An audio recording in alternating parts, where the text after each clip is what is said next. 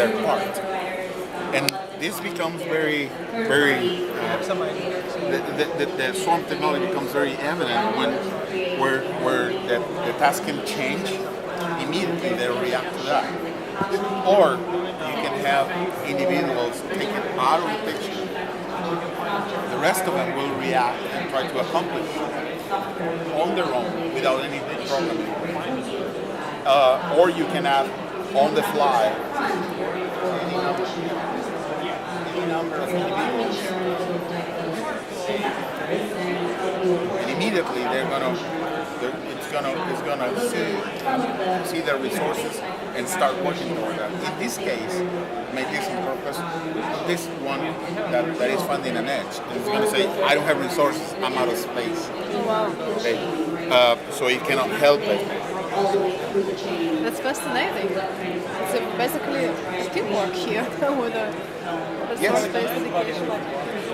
So it becomes a system that is very resilient when you're working on a multiple unit environment. Right. A down-to-earth application, we have two good examples. One, we have a fleet of search and rescue drones. We're not here to sell the hardware, the drones or the robots or anything.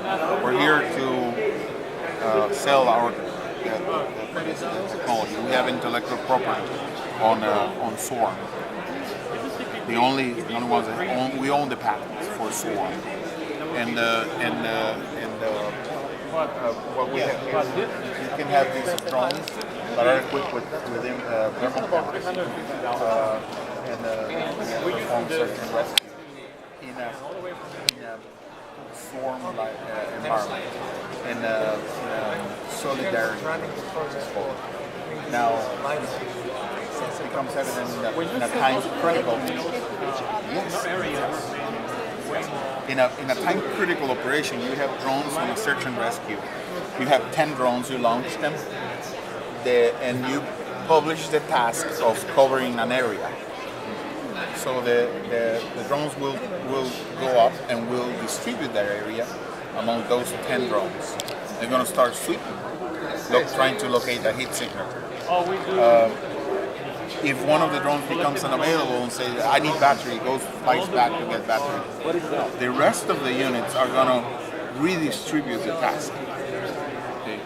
On the same token, you receive, tonight we get 10 more drones from Texas. And we put them to fly. Immediately they will see the task, they will talk to the other drones and redistribute the area, having 20 drones now.